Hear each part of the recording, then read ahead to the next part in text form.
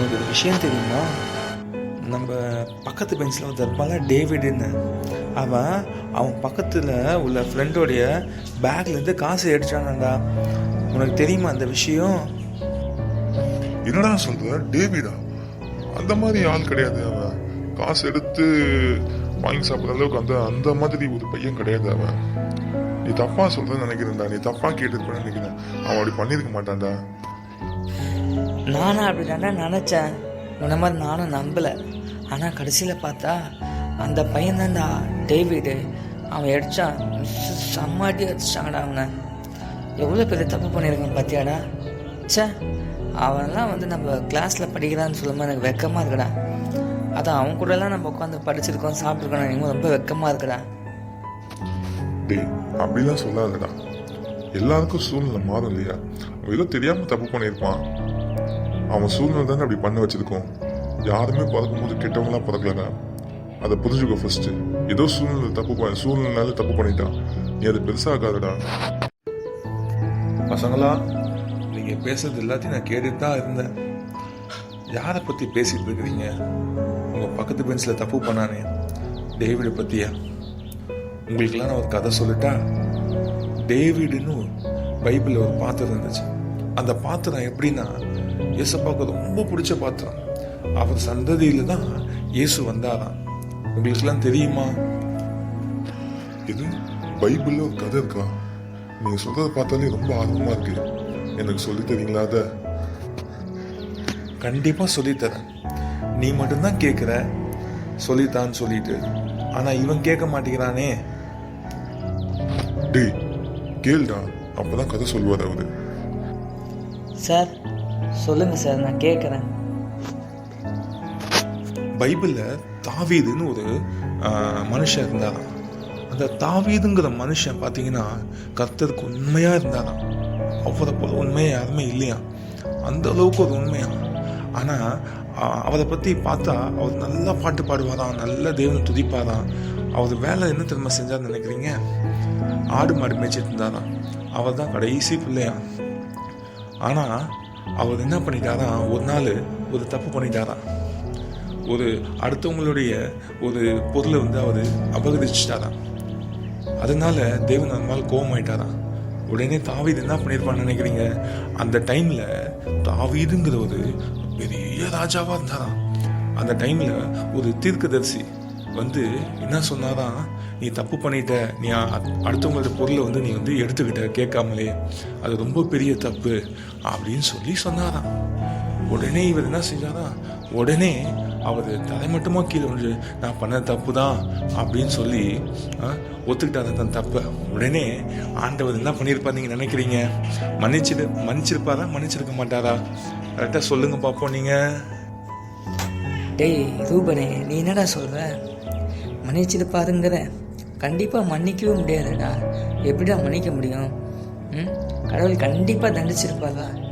நான் நினைக்கிறேன். நீ என்ன நினைக்கிற? எனக்கும் கொஞ்சம் குழப்பமா இருக்குடா. ஒரு பக்கம் மன்னிச்சிருப்பாரோன்னு தோணுது, இன்னொரு பக்கம் மன்னிச்சிருக்க மாட்டாரோன்னு தோணுது. எதுக்கு வம்பு? அவர்கிட்டே கேட்போமே. என்ன பசங்களா குசு குசுன்னு பேசிட்டு இருக்கிறீங்க? ஒரு முடிவுக்கு வாங்க. என்னன்னு தெரியுமா உங்களுக்கு?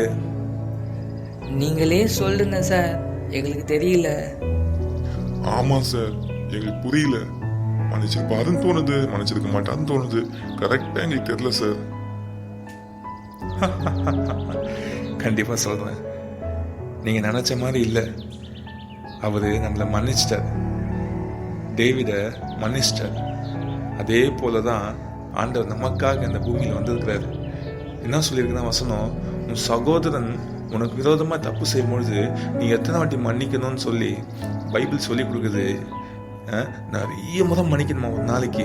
அப்படி இருக்கும்போது நீங்கள் 2 பேர் ஏதோ ஒரு காரியத்தை பேசி கொண்டு இருந்தீங்களே, அது என்ன விஷயம்? டேவிட் ஏதோ பேச்சுன்னு கேட்டுச்சு, அதனால நான் இந்த பக்கம் வந்தேன். டேவிட் ஏதோ தப்பு பண்ணிட்டா நீங்கள் சொன்னீங்கல்ல சார்? ஆமாம் சார், கரெக்டாக சொன்னீங்க சார். நீங்கள் சொல்லிக் கொடுத்த கேரக்டரில் தான் அந்த இன்னொரு பையனும் நம்ம ஸ்கூலில் படிக்கிறான் சார்.